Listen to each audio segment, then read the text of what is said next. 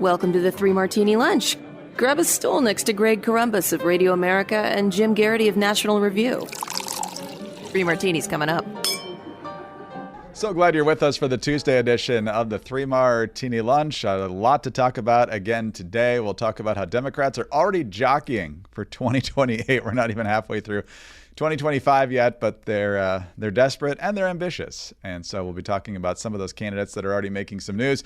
We'll also be taking a look at a dire warning from Border Czar Tom Homan about the impact, perhaps sometime soon, of 2 million people among all the illegals Biden let in that came in as gotaways, and the fact that we have no idea who they are or where they are. And that's not good. So we're going to start, though, with our good news. And that comes to us from polling from a number of sources, but it was analyzed and broken down by Harry Enten over there at CNN. And the polling news is good. And so is Enten's reaction, because he's clearly not very happy about this, Jim. So first of all, he's absolutely stunned by the fact that Republicans still lead on the question of which party voters trust more on the economy. You would think after all of the waves, Kate Baldwin, after the last few months, the first 5 months of the Donald Trump presidency, right, the first 4 months of the Donald Trump presidency, that you expect that Democrats would have this massive lead on the economy. It ain't so. It ain't so. The party that is closest to your economic views, in November of 2023, it was the Republicans by 11 points. Now it's still within that range, still within that margin of error.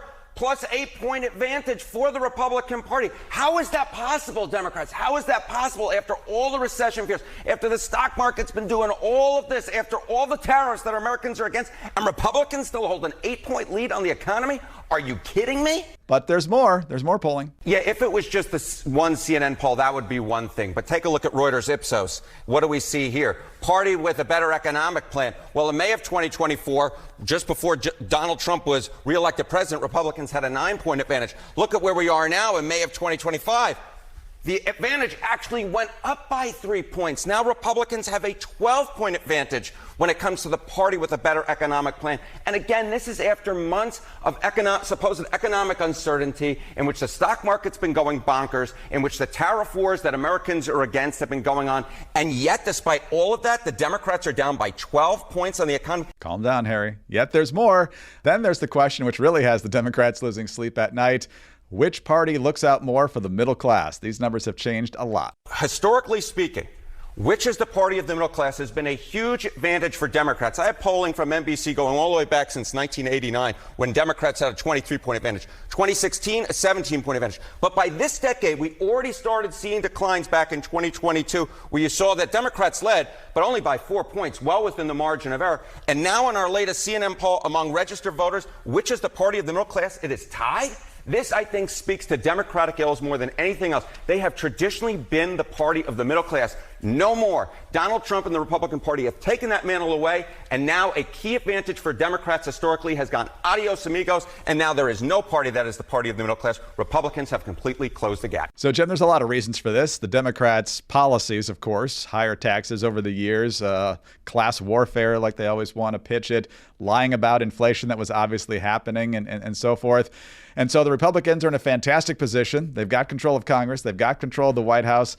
Time to actually get something done with these numbers. And hopefully the final product out of this big, beautiful bill is something we can actually be happy with. Well, Greg, let me begin by saying to any listener who has listened to this podcast included that Jim is too overexuberant or too excitable or needs to calm down when he talks about these issues.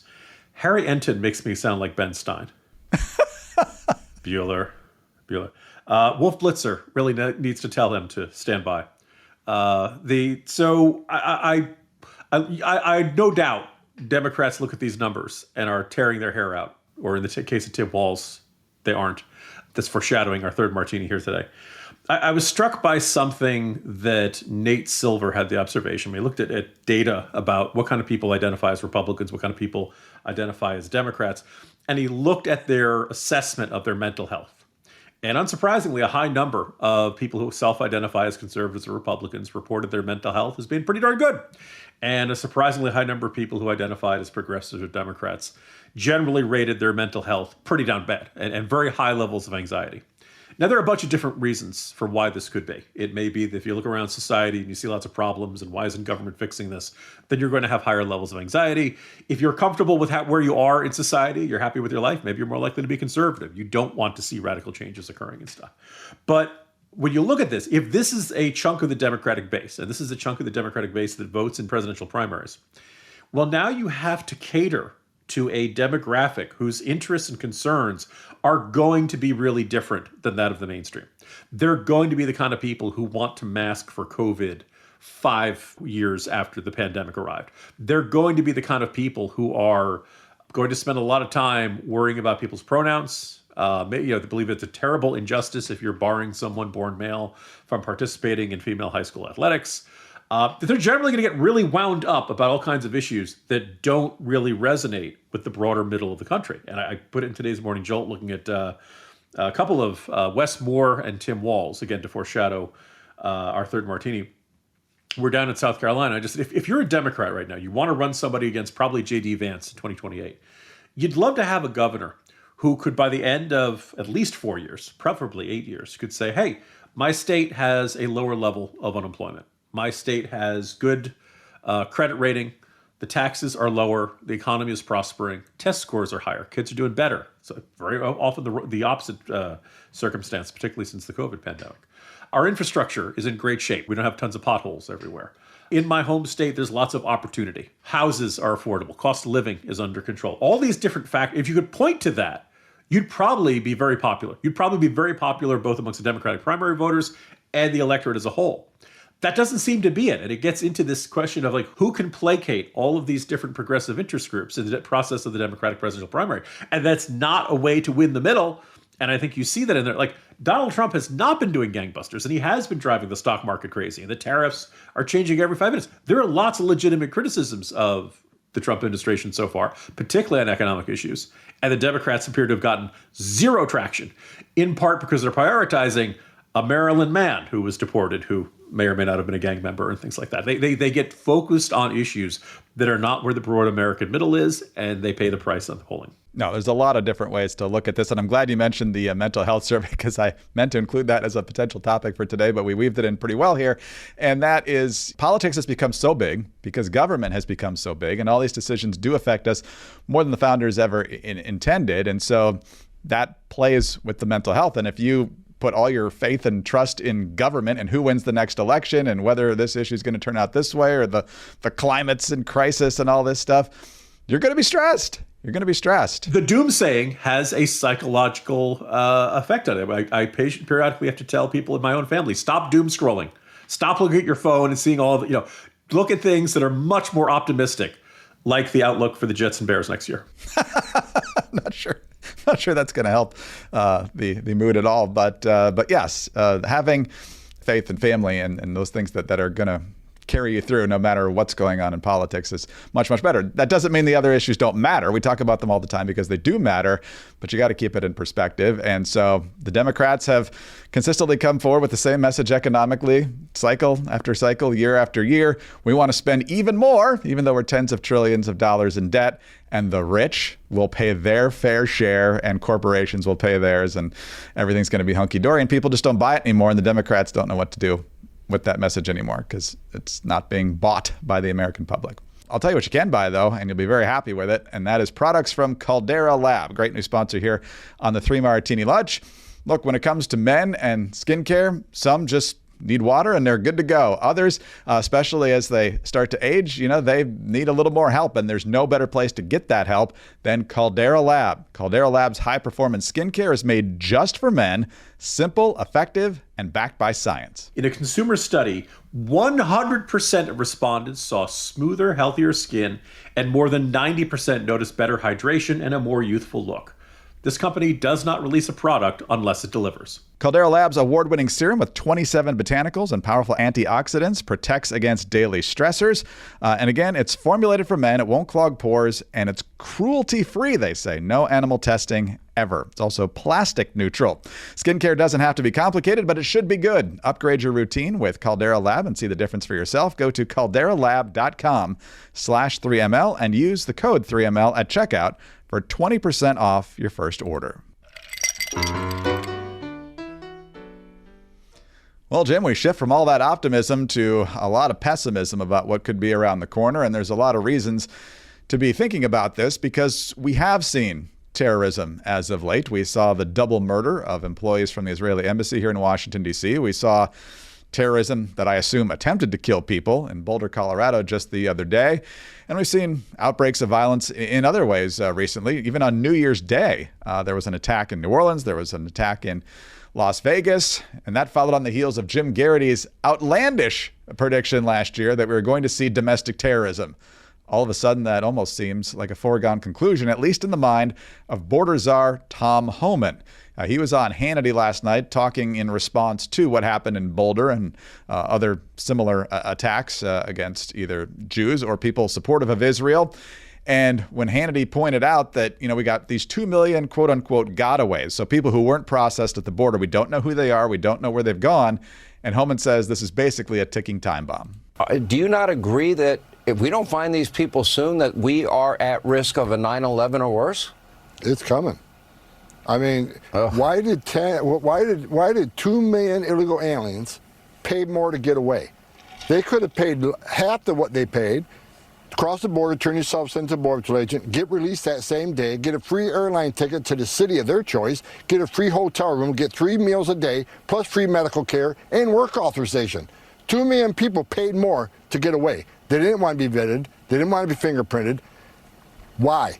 This scares the hell out of me. I've been doing this for 40 years.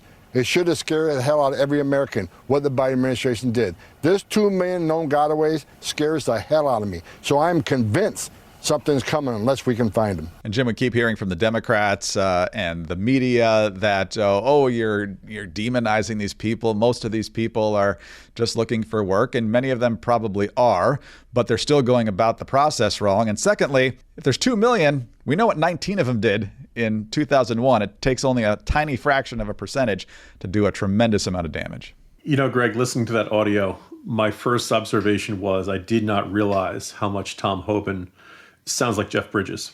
And I really wanted some sort of Big Lebowski-esque, relax, dude, we got this, it's going to be fine.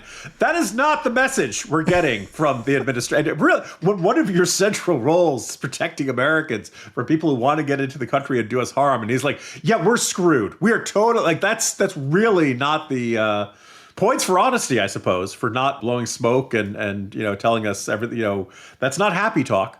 I think you're correctly putting it. Let's assume 1 in a million of the people who the gotaways is up to no good. Well, that's 2 of them. And if it's 1 in every 500,000, 1 in every 250,000, those are still a sufficient number of people who do harm. And we saw the consequences of one guy led into the country during the Biden years, given a visa, overstayed his visa, given a work permit expired, who just woke up, apparently for quite some time, had said, well, I need to kill Jews. That was, he was really angry about what was going on in Gaza. And he felt the best way to stand up for what he believed in was by setting people on fire, including reportedly one Holocaust survivor. Let's kill Jews for being Jews. Look, one of them is a potential real threat to other Americans. And that's the sheer scale of it, the 2 million, the odds that all 2 million came here with good and noble intentions and just wanted to find a job and earn money and go back to their home country, I'm sure a bunch of them are in that category, but probably not every one of them. And that's one of the reasons why we're probably going to be living with the consequences of the previous administration's immigration policy for a long time. I'm sure the administration is doing this as much as they can. I know Rubio keeps issuing statements that if you have these views, we're going to get you out of the country. I guess the problem is, unless somebody's out being very vocal about, I am so angry about Israel and Gaza that I'm going to kill Jews, how do they know which ones are out there? We'll be saying our prayers, and we'll be doing, hopefully they'll stay on top of this. But boy, that is not a reassuring message to be hearing from the likes of Tom Homan. Definitely not. And I assume they're going to be scanning the internet and all these sites and chat rooms and everything else. But, it's one thing to be aware of who's here. Okay, this guy overstayed his visa. Okay, this guy came in illegally. He's got to go. We're talking about people we don't know who they are or where they are. And so finding them is like a needle in a haystack, if not even worse than that. So hopefully there are good tactics for figuring out where these people are, because there's, a lot of questions about why you would pay more to avoid all the taxpayer-funded benefits that shouldn't be happening but are if you just come the normal way. There's got to be a good reason for that, and it's probably not a reason we like. All right, NetSuite. If you are running your small business, it's a very interesting time, I'm sure. Tariffs and trade policies are dynamic and changing all the time. Supply chains are squeezed, and cash flow, in many cases, it's tighter than ever. And if your business can't adapt in real time, you're going to be in a world of hurt, and that's why you need total visibility, from global shipments to tariff impacts to real-time cash flow. The answer is NetSuite by Oracle, your AI-powered business management suite, trusted by now more than 41,000 businesses. NetSuite is the #1 cloud ERP for a variety of reasons. First, it brings accounting, financial management, inventory, and HR all into one suite. Finally, you'll have one source of accurate information, giving you the visibility and control you need to make quick decisions. And with real-time forecasting, you're peering into the future with actionable data. And with artificial intelligence embedded throughout, you can automate a lot of these everyday tasks, which will let your teams stay strategic. NetSuite helps you know what's stuck, what it's costing you, and how to pivot fast. Like we say all the time, small business experts, small business owners who have taken the steps to get NetSuite by Oracle will tell you, free yourself up to do what you do best. This stuff has to get done. Let NetSuite by Oracle do it. And if your revenues are at least in the 7 figures, download the free ebook, Navigating Global Trade, 3 Insights for Leaders at netsuite.com/martini. That's netsuite.com/martini. All right, Jim, on to the Crazy Martini now. And yes, it's only June 2025, but we've got the Democrats already searching for their next presidential nominee. They're still licking their wounds big time from 2024, the whole Biden debacle, Harris not able to carry the baton across the finish line, of course, myriad problems in her campaign as well. So now they're already kind of feeling out how they're going to try to win the nomination. And usually it's Iowa and New Hampshire, but the Democrats have changed their schedule. So South Carolina at the moment is the #1 state on the list of primaries and caucuses. And so they're already dipping their toes in the water in South Carolina. Wes Moore, the governor of Maryland, was just down there. So is Tim Walz, Kamala Harris's running mate, and governor of Minnesota. They're an interesting contrast because a lot of people want Wes Moore to run, but he says he's not going to.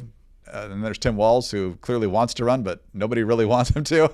But here's Tim Walz talking about how we need to stand up to Donald Trump. He's a bully, and Tim Walz is just the tough guy to stand up to him. I called Donald Trump a wannabe dictator. It's because he is. It's because he is. Oh.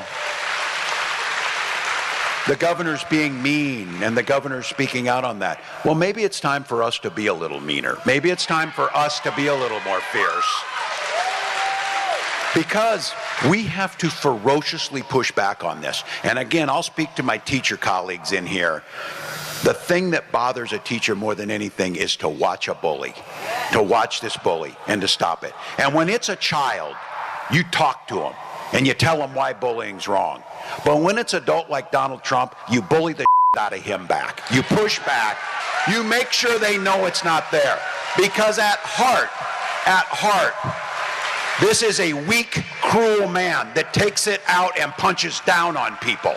The fake tough guy act is so entertaining, Jim. It's just like Biden, the other day with Tapper and Thompson saying, I could beat up both of these guys, or I'll take you behind the bleachers, or I'd knock Trump's block off if I was younger. These guys and their rhetoric is pathetic, but highly entertaining at the same time. First of all, Congressman Clyburn holds this fish fry every year. It's generally, if you're showing up, as I believe was one of the former governors of South Carolina, you're at least letting people know you're interested in running for president. Nobody shows up because the fish is that good. Okay, particularly if you're a governor of some other state far across the country. So it's as you said, it's dipping your toe in the water. It's not the most important news of the last weekend, but it does kind of stand out in that these were the two who were there and were standing with their bright blue Clyburn T-shirts awkwardly over their collared shirts and with the sleeves rolled up. And their appearance over the weekend. Wes Moore, if nothing else, at least it's a fresh face. He did bring what I had previously characterized as a golden resume. Turns out he didn't actually earn the Bronze Star, which kind of makes the bragging about having one kind of not as impressive as it was before. But If nothing else, he's young. He's served in the military. He brings some strengths to the table. I would note that Maryland just had its bond rating dropped by one of the rating agencies, passed a whole bunch of tax increases. Democratic governor, Democratic state legislature, you really shouldn't be shocked by that. But also people are really saying, like, the reason the bond rating went down was that the state of Maryland has obviously got a lot of federal government employees in the Maryland suburbs of D.C., and the federal government is, the intention with DOGE, et cetera, is to spend less. They're laying people off. They are shutting down government offices. So all of that tax revenue, all that sales tax revenue, all this income tax revenue that was going to go to the government of Maryland isn't going there anymore, which could be a serious problem for the finances of the state of Maryland. And he said, well, this is a Trump downgrade.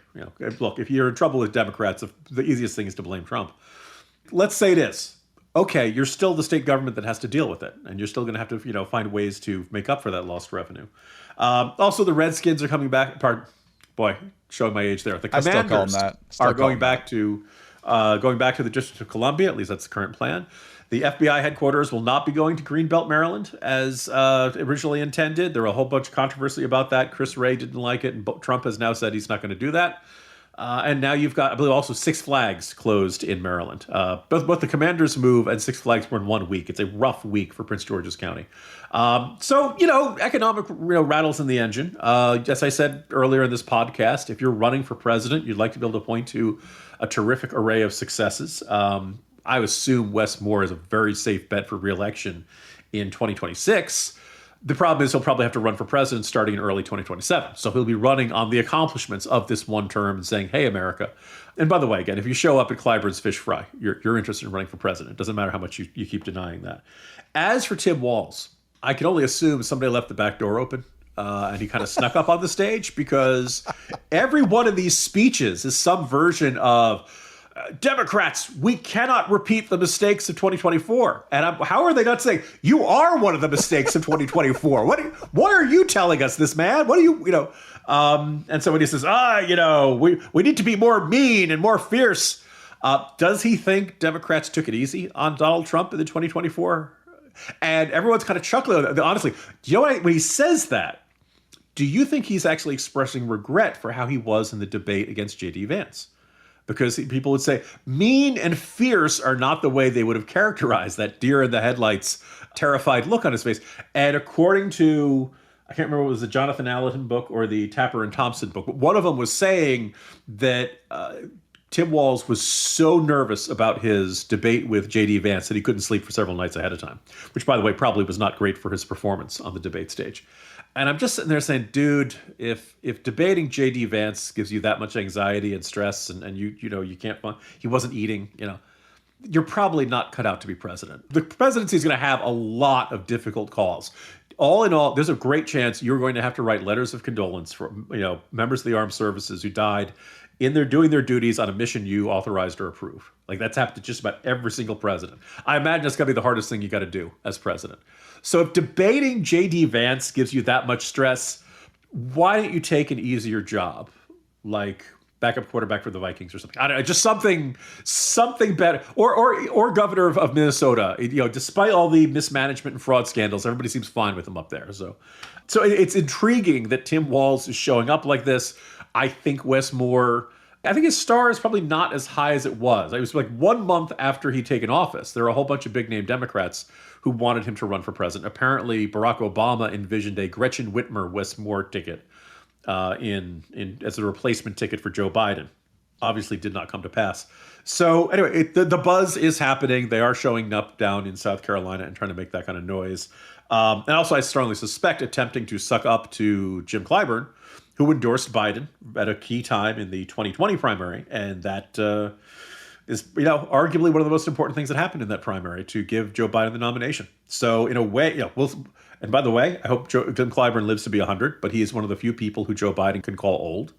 Assuming he's around 3 years from now, he probably will be a vital person again in determining who wins the South Carolina Democratic primary, which, as you said, depending on how the DNC arranges the schedule, could very well be the first primary again. Yeah, he's basically become a kingmaker after that Biden endorsement, because Biden was very close to exiting that race. But they circled the wagons to get rid of Bernie Sanders, and that was a big part of it. And before we exit, don't forget about Kamala Harris. That's right. Still apparently weighing her options. There's still quite a bit of chatter that she may run for governor of California next year, which means if she were to run in 2028, she'd basically be starting that campaign as the second that she took over as governor. Maybe she's waiting till 2032, but Democrats are not real happy with her. She didn't show up at the convention, only sent a video that got muted applause. A lot of people just frustrated that she's not even talking about California issues right now and that she sees the governorship as a fallback for losing in 2024. The fun part for me is you've got some of these Democratic candidates like former Congresswoman Katie Porter saying, I'm in this race, but I'll get out if Kamala Harris gets in. And Harris is saying she's not even going to make a decision until the end of the summer. So you could potentially be running for governor for months and months, fundraising and being on the road and recruiting people to be on your team. And then at the drop of Kamala Harris's whim, it's all gone.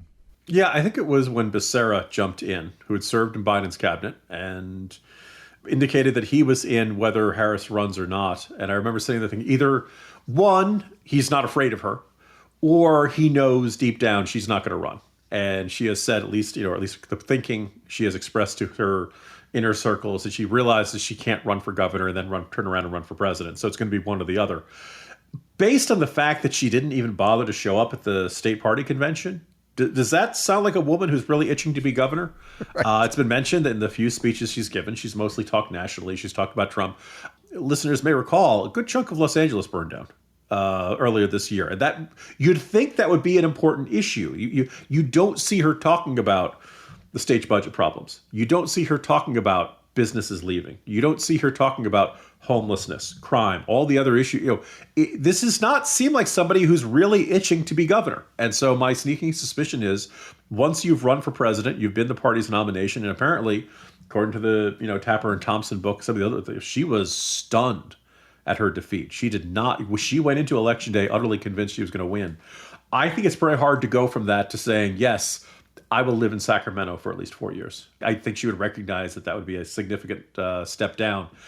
I also think she probably thinks she wants to run again in 2028. And boy, I'll bet you she has a great opposition research file on Tim Walz. She probably does, but or vice versa for that matter. But she's in a very small sorority. 2016, outside of Bernie, which was kind of a surprise, they cleared the field for Hillary Clinton, couldn't get it done, lost to Trump. 2024, we shove Biden to the side because we have to, cleared the field for Kamala Harris, can't get it done, loses to Trump. So I don't think the party's going to be in any mood to give her another crack at it. You could make an argument that in 2020 was like the last time Democrats had a real knockdown, drag out, what do we stand for? If you recall, I believe the number of candidates was between 20 and 30 million. There were too many candidates to have on stage at one time. They had to do it on alternating nights and all that kind of stuff. And there were a lot of things that were really wrong with that primary. You and I talked about that primary quite a bit throughout it. But at least it did represent the different wings of the party making their case. And the problem was, at least based on Iowa and New Hampshire, and I believe Nevada as well, it was like of all those factions, the biggest faction was Bernie Sanders. And the whole party, oh my goodness, we're going to lose this. So they all, Clyburn endorsed, they all kind of consolidated around, remember, one after another, Amy Klobuchar, Mike Bloomberg, Beto O'Rourke, they all started dropping out one by one and endorsing Biden. And there was kind of this, let's go with the old guy, old reliable. We'll settle these other ideological differences later. Well, welcome to later. And I think there'll probably be a big, messy 2028 primary. And yes, you and I, as men of the right, are probably going to chuckle and say, all right, pass the popcorn. This is going to be fun. But I also think it's probably good for parties to have these sorts of arguments to say, what do we stand for? What do we believe in? What do we actually want to do? And, again, you're right. They're not going to grease the skids for her. And I don't know if considering how she performed in the 2020 primary, which is really the 2019 primary, since she didn't make it to the year 2020, it's not going to be a gimme to get the nomination again. Yeah, when she actually had to convince real voters, she flopped badly in 2019. So we'll find out. Maybe it'll be 87 or 86-year-old Bernie Sanders. Maybe we'll just keep running the same movie. I don't know. He got reelected to a full term last year. So yeah, he's got more energy than anybody else. But yeah, you don't really want to elect a president pushing 90 or a communist. But the combination of a 90-year-old communist, definitely not what you want. Jim, you're off tomorrow, but you'll be back on Thursday. We look forward to seeing you then. See you for Thursday, Greg. Jim Garrity, National Review. I'm Greg Corombos of Radio America. Thanks for being with us today. Please be sure to subscribe to the 3 Martini Lunch podcast if you don't already, and tell your friends to join us as well. We'd love to have them listening. Thanks also for your 5-star ratings and your kind reviews. Please keep those coming. Get us on your home devices. All you have to say is play 3 Martini Lunch podcast.